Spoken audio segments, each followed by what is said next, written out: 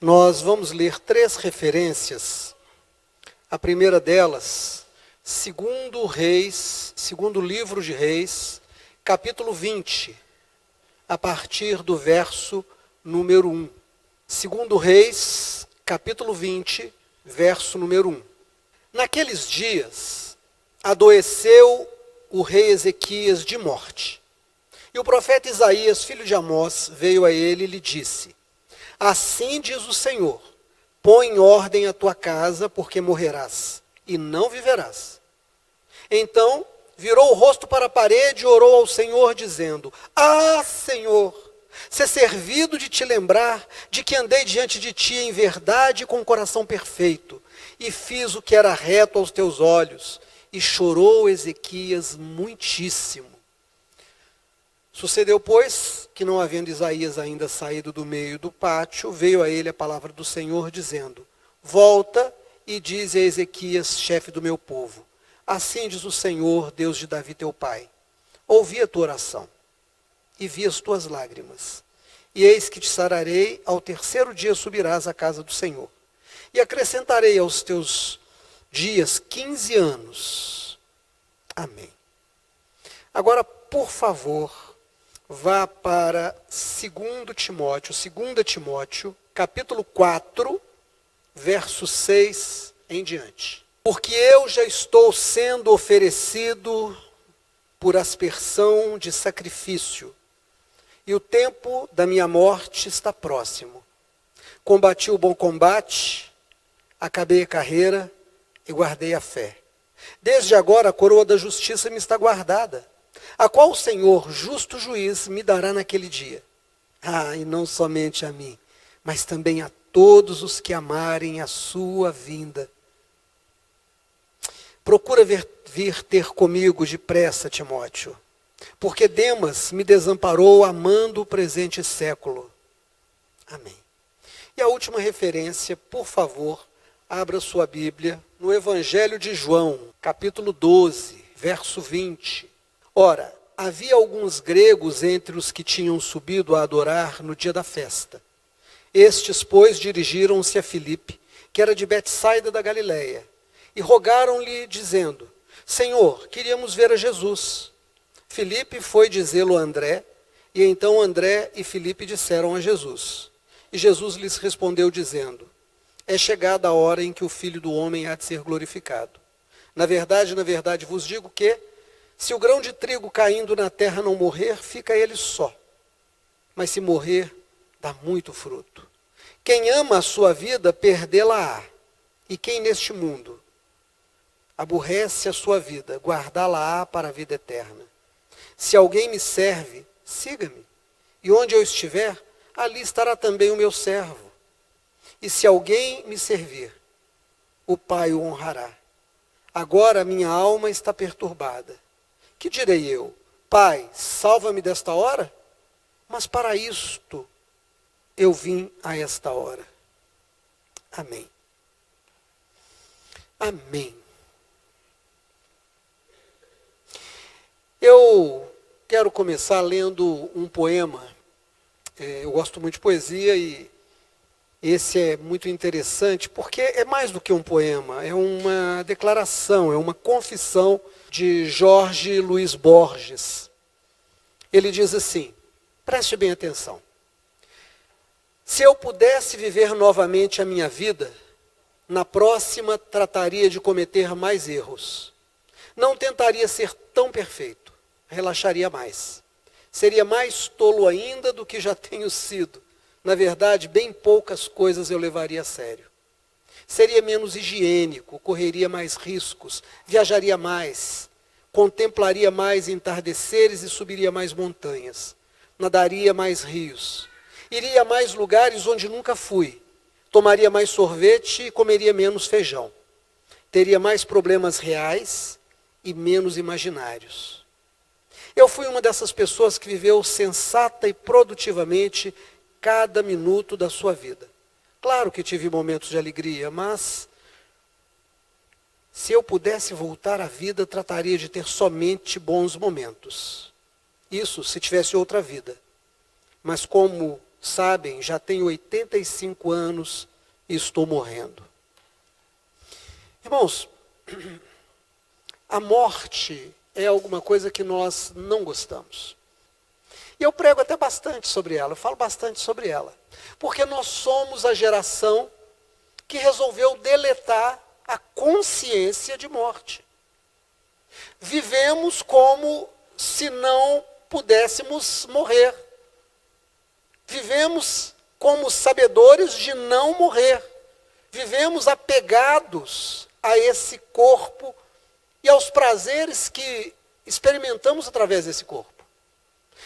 Por isso é que um grande número de pessoas não gosta do processo de envelhecimento e odeiam falar de morte. Não é raro, quando a gente fala de morte, alguém procura uma madeira e dá 3 batidinhas, como se com isso espantasse o azar da morte. Nós vimos 3 textos. Os 3 falam da proximidade da morte. Um rei do Velho Testamento, o apóstolo Paulo, já no adiantado do seu ministério, e o próprio Jesus também, próximo do final do seu ministério terreno. Todos 3 estão diante da morte que será breve, em breve vai acontecer. E eles têm reações interessantes para a gente pensar. Esse poema, o autor tem 85 anos e ele faz um levantamento. E ele diz, eu não vivi a minha vida corretamente, porque quando eu olho para trás, eu me preocupei muito com problemas imaginários, eu me preocupei muito com comidas saudáveis e não tão gostosas, eu não subi tanto montanhas, eu não contemplei tantos pôres de sol, nem tantos nasceres de sol, eu não nadei tanto quanto deveria, e agora eu não tenho mais tempo de fazer essas coisas. E se tenho tempo por um lado, não tenho vitalidade pelo outro. Que desperdício de vida. Esse poema fala sobre desperdício de vida. Uma enfermeira, ela escreveu um livro, o nome dela é Bronnie Ware, é enfermeira de cuidados com pacientes terminais. E ela escreveu um livro. E nesse livro, os 5 principais arrependimentos de pacientes terminais. Ela diz, os 5 arrependimentos dos pacientes que estão morrendo. Isso nos dias de hoje. O campeão, eu gostaria de ter tido coragem de viver uma vida fiel a mim mesmo, e não a vida que os outros esperavam de mim. 2, eu gostaria de não ter trabalhado tanto. 3, eu gostaria de ter tido coragem de expressar os meus sentimentos, não importasse quais fossem. 4, eu gostaria de ter mantido contato com os meus amigos. E 5, eu gostaria de ter me deixado ser mais feliz. O que estes arrependimentos têm em comum? Todos se referem, como no poema, a vida na terra. Todos esses arrependimentos se referem à vida vivida no corpo. Eu gostaria de ter sido mais sincero comigo mesmo. Eu gostaria de ter trabalhado menos para poder aproveitar mais o tempo ocioso. Eu gostaria de ter expressado mais os meus sentimentos. Eu gostaria de ter deixado tudo de lado para ser feliz naquele momento. Nem ela, como enfermeira, fazendo uma pesquisa com os pacientes terminais, e nem o autor do poema, se ocupam da realidade da vida eterna. Nenhum deles se preocupa com a possibilidade de que a vida seja um continuado, de que o fim do corpo não seja o fim da vida. O que isso quer dizer? Isso quer dizer que é uma radiografia da consciência humana dos dias de hoje. Nós, de alguma forma, não acreditamos verdadeiramente na vida eterna. Acreditamos numa parte muito rasa da nossa consciência.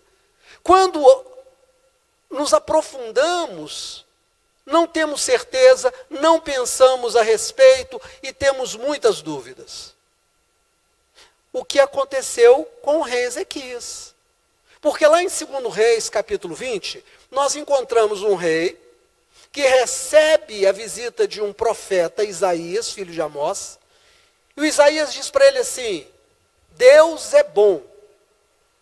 E ele manda dizer que você pode colocar em ordem a sua casa, porque você vai morrer. Provavelmente Ezequias fosse um homem muito responsável, muito organizado. E se tem uma coisa que apavora as pessoas sensatas, é deixar problemas para trás. Morrer e deixar problema para a esposa. Morrer e deixar problema para os filhos. Vez por outra eu encontro alguém que diz: papai era muito organizado. Você acredita que quando papai estava para morrer já estava tudo organizado? Não tinha mais conta para pagar. Ele já tinha feito todos os procedimentos legais. Ele não deixou um único problema. Mas estes são muito poucos perto do universo das pessoas que eu ouço dizendo: nossa, morreu e eu não tenho como resolver problema. Tem problema.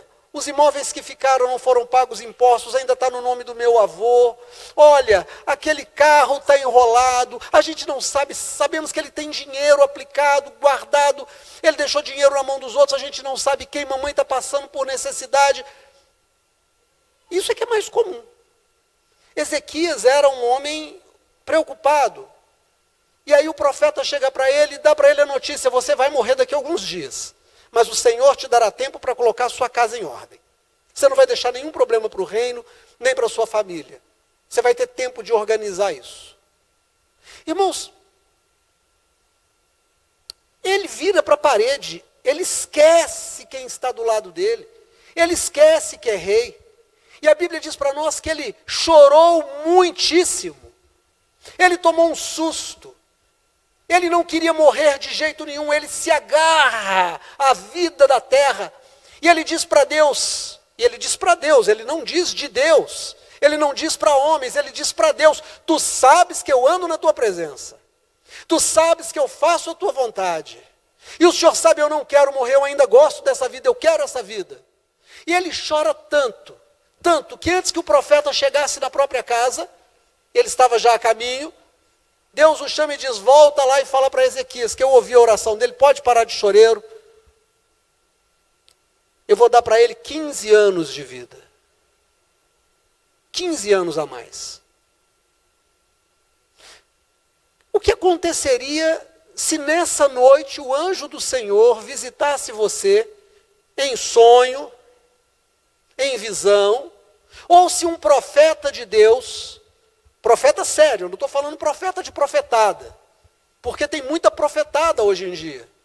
Tem gente que está profetizando com quem você vai casar. Tem gente que está profetizando as maiores bobagens. Olha, tem um vizinho da parte de cima da tua rua que fez um trabalho para você. Irmão, todo mundo tem um vizinho na parte de cima. Todo mundo tem uma parte de cima. Sempre tem alguém que não vai muito com a cara da gente, sempre tem alguém que vira o rosto, sempre tem alguém. E aí quando a pessoa diz isso, é genérico, aquilo cai, você faz o trabalho de ligar uma coisa com a outra. Ah, deve ser, só pode ser ela. Por quê? Porque ela mora lá de cima. De cima de quê? Porque ela pode olhar para a sua casa e dizer que a sua casa é que é a parte de cima, não sei qual que é o entendimento dela. Mas se aquele profeta que é de Deus e que fala realmente aquilo que Deus mandou, se ele chegar para você, ou se você tiver um sonho onde Deus diz assim: põe em ordem a tua casa, porque antes que termine esse mês, você se juntará aos seus ancestrais. O que você faria? Ficaria desesperado? Correria para a igreja para fazer uma campanha e pedir o pastor para mandar embora o anjo da morte? Ia virar para a parede e chorar muito e dizer: mas eu queria subir mais montanhas, eu queria beber mais refrigerante, eu queria chupar mais sorvete, eu queria nadar mais. Você ia ficar desesperado? A maior parte das pessoas, sim. Eu passei por uma situação interessante. Fiz uma ultrassonografia abdominal. No final a médica disse para mim: olha, Tenho uma notícia ruim para você. Falei, qual é a notícia ruim? Está com o fígado coberto de gordura. É sério. Falei, é? É, mas não é só isso não. Você está com um problema nos rins. Também é muito sério, tem que buscar um especialista. Falei, caramba. Ela falou, você tem um pólipo enorme na vesícula. Ela falou, eu te aconselho a sair daqui e procurar um médico rápido. Aí ela virou para mim de novo e disse, a notícia é ruim, né? Olhei para ela e disse, não, a notícia não é ruim. Só é notícia. Não existe notícia boa nem notícia ruim. A notícia é só notícia. Bom e ruim é o que eu vou fazer com isso daí para frente. Mateus, muito cuidadoso, tem um médico conhecido, nefrologista, disse, pai, procura doutor Flávio. Procurei o doutor Flávio, ele olhou e disse, não, aqui os seus rins estão normais. Tem nada aqui não.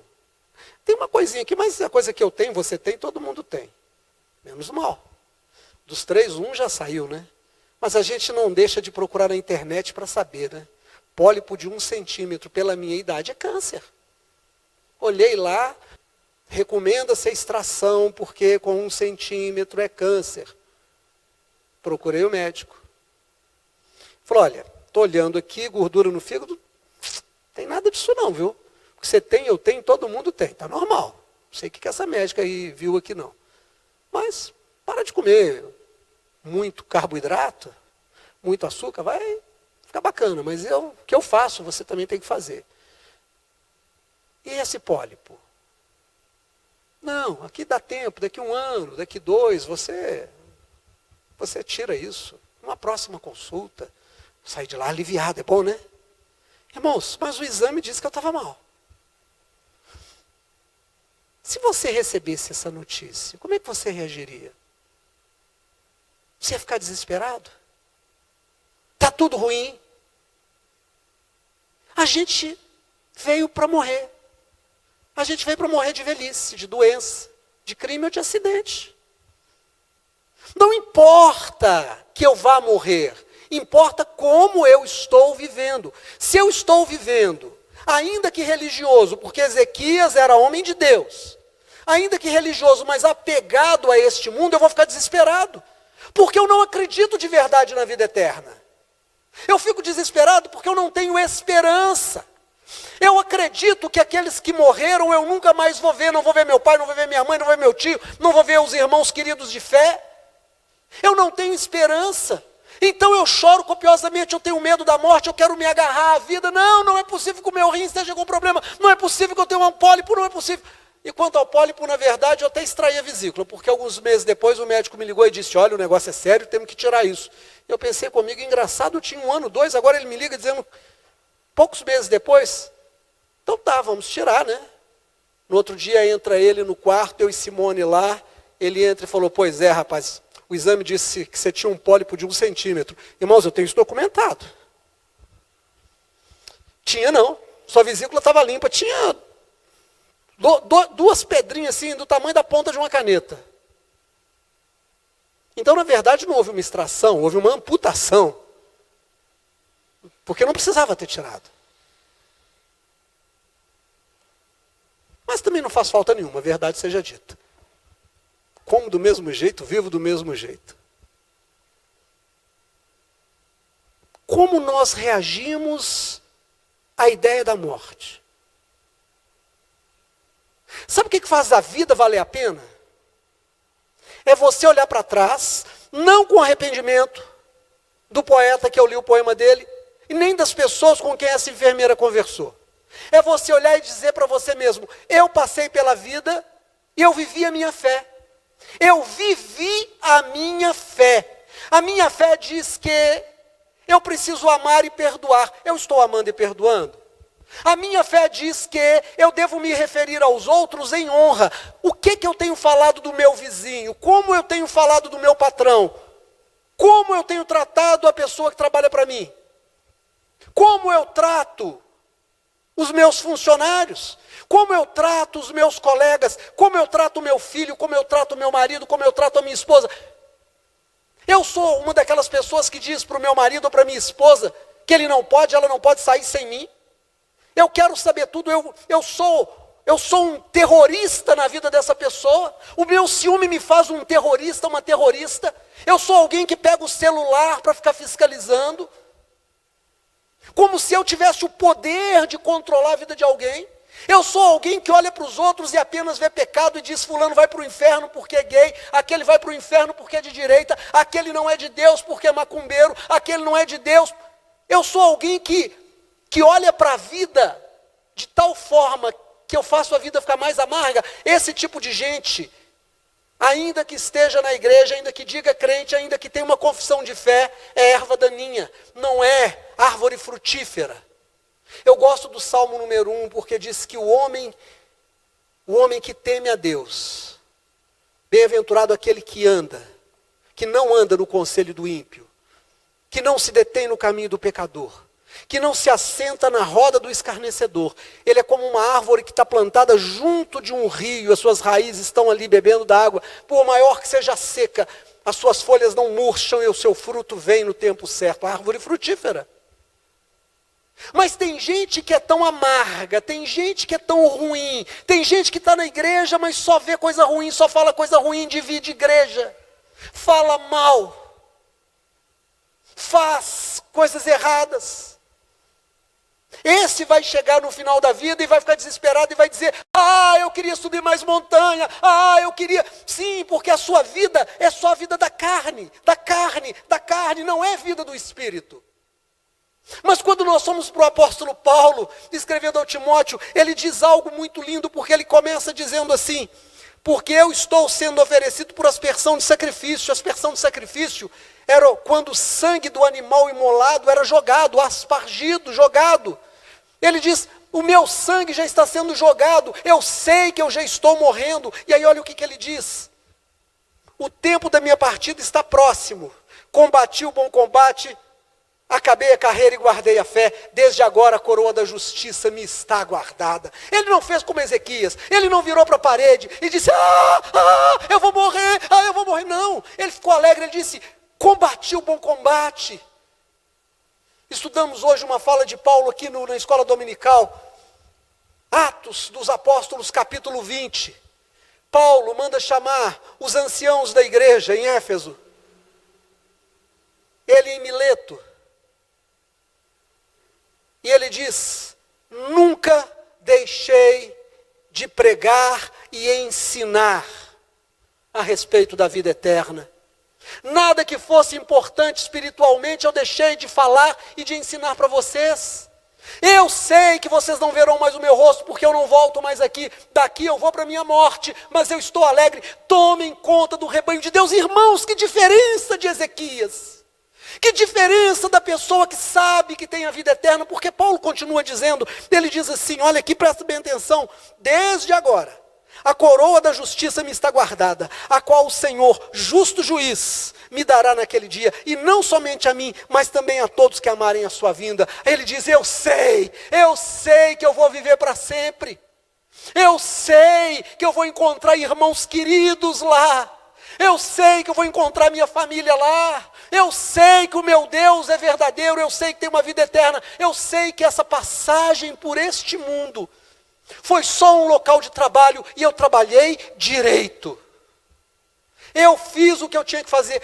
Sabe quando é que a sua vida vai valer a pena? Quando você olhar para trás e disser assim: eu alegrei quem estava triste. Eu não pude dar comida para todo mundo, mas para quem eu pude dar um pedaço de pão, dividir o meu prato, eu fiz. Eu não pude aquecer todo mundo que tinha frio, mas eu pude dividir o meu cobertor, eu pude dividir a minha blusa. Eu tive tempo para ouvir quem precisava falar. Eu chorei com quem estava chorando, eu ri com quem estava rindo. Eu me alegrei com aqueles que prosperaram. Eu ensinei aqueles que precisavam aprender. Eu aprendi com quem tinha para me ensinar. Minha boca não proferiu nenhuma maldição. Eu não falei mal de ninguém. A minha boca não proferiu algo que Deus não gostou de ouvir. Eu passei pela vida e eu fiz o que o Senhor esperava de mim. Já agora eu estou seguindo para a minha casa eterna, para a minha morada eterna. Sem medo. Sem medo. com a esperança de quem sabe que vai viver para sempre, porque essa é a única esperança que nós temos em Jesus. Todo aquele que vive e crê em mim, ainda que esteja morto, viverá. Irmão, então eu vou ter medo de quê? Vou ter medo do câncer? Eu estou canceroso. Eu vou pedir a Deus que me cure. Eu vou buscar o médico. Mas e se ele não curar? Se ele não curar, eu vou morrer. Mas e se ele me curar?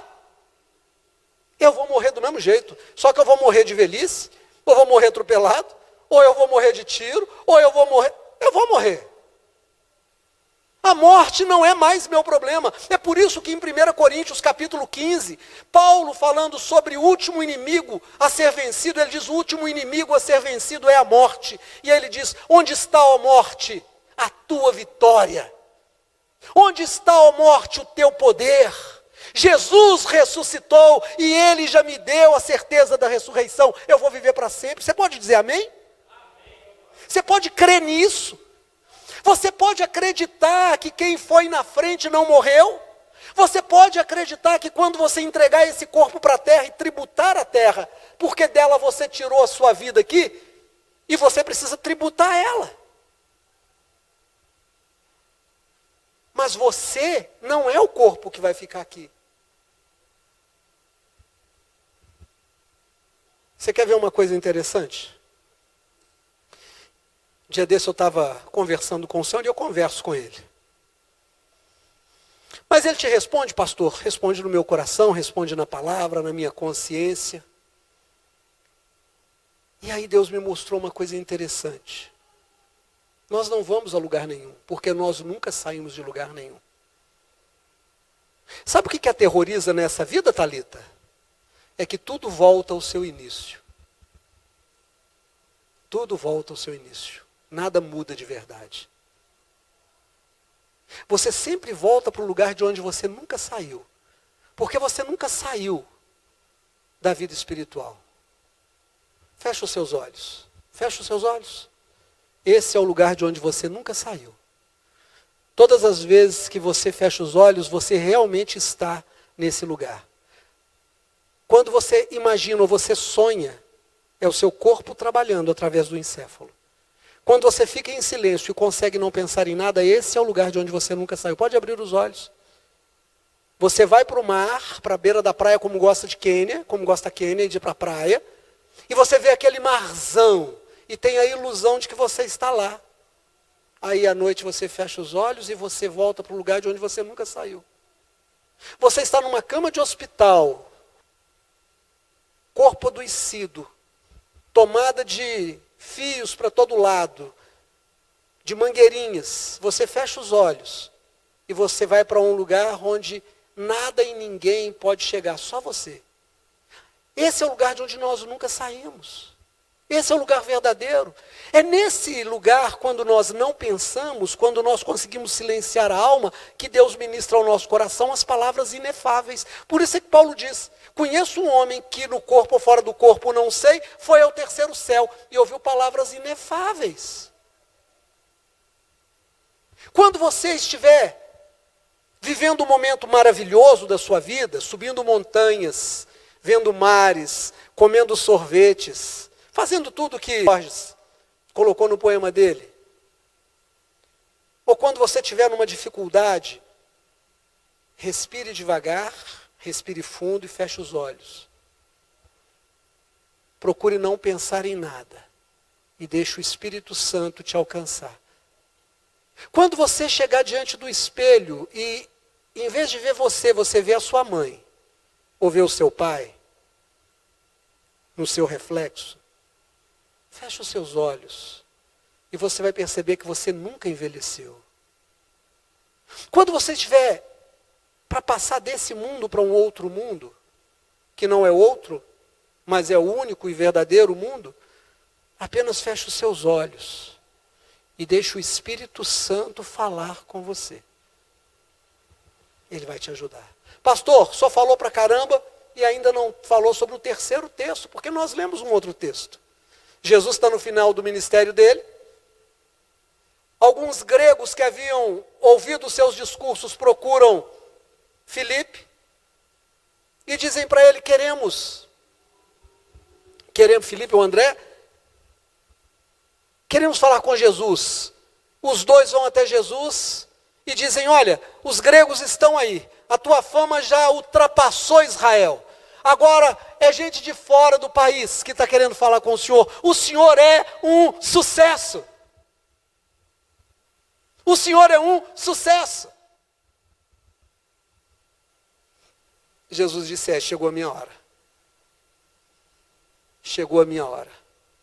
Se o grão de trigo não morrer, ele fica só. Mas se ele morrer, ele dá muito fruto. Eu preciso morrer. É a minha hora de partir. E o que eu vou dizer? Irmãos, isso é Jesus dizendo. Se você abrir em João 12, está escrito aqui, olha. Ele diz no verso 27, agora, a minha alma está perturbada. Isso é humano. Que direi eu? Pai, salva-me dessa hora? Mas para isso eu vim a essa hora. Olha a naturalidade com que Jesus, primeiro ele recebe a perturbação. Quando a médica disse: você está com esses 3 problemas. E eu disse: não tem notícia boa nem notícia ruim. Bom e ruim é o que eu vou fazer daqui para frente. A notícia é só notícia.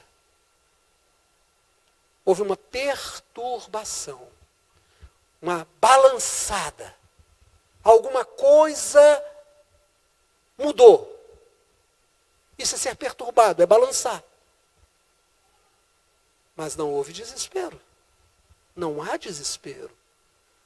Porque eu fui acolhido pela esperança. Como posso estar desesperado se eu agora tenho a esperança em Jesus? Porque Jesus é a esperança. Eu espero que Ele cumpra a palavra dEle. Eu espero que Ele cumpra a palavra dEle.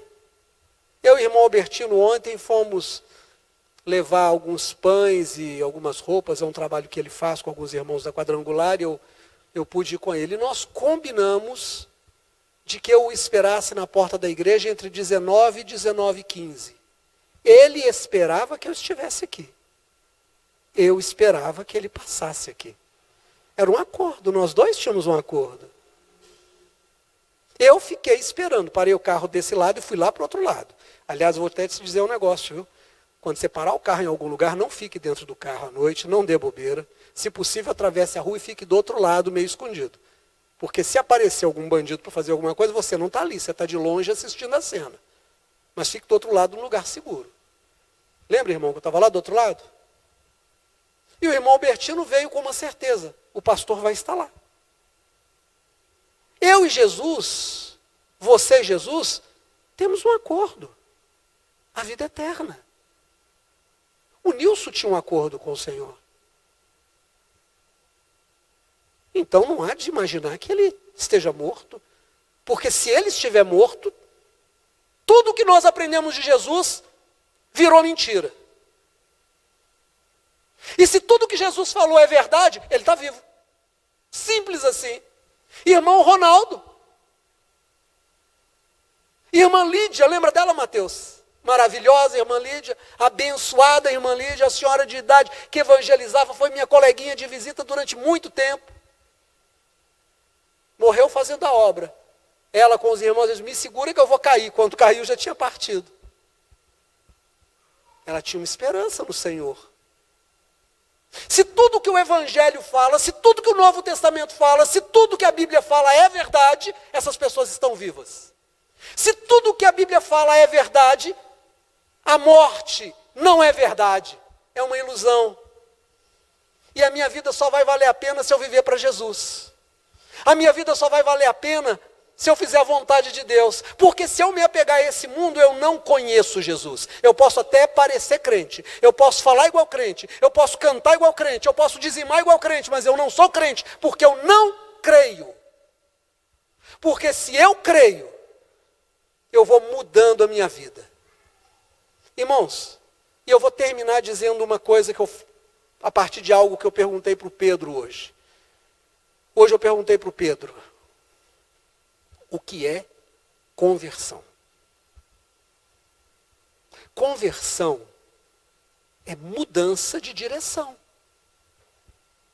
Mas às vezes a mudança de direção não é brusca. Às vezes a mudança de direção é uma curva muito aberta. Ela vai se fazendo devagar. Tem conversão que é rápida, você faz assim e já virou. Mas tem gente que não consegue fazer essa curva. Você está andando na rua e vira a esquina, é fácil. Mas se você está carregando, dirigindo uma carreta, você não consegue fazer essa curva assim. Você precisa abrir a curva, ir lá longe. A nossa vida é uma vida em conversão. Você é convertido? Eu sou mais convertido hoje do que eu fui ontem. Mas eu ainda estou em conversão, eu estou mudando. Porque se eu já tivesse me convertido completamente, eu não estava nesse mundo. Eu estou em mudança. Eu estou mudando. Por isso eu posso também tolerar aqueles que erram. Eu posso tolerar aquele que fracassou. Eu posso tolerar aquele que caiu. Eu posso aceitar aquele que fracassou na fé. Eu posso dizer para ele, levanta onde você caiu e continua a sua conversão. O que você não entende hoje vai entender amanhã. Continua. Continua. Isso é andar com Jesus. Estar em conversão, cheio de esperança. Amém? Vamos ficar de pé, em nome de Jesus?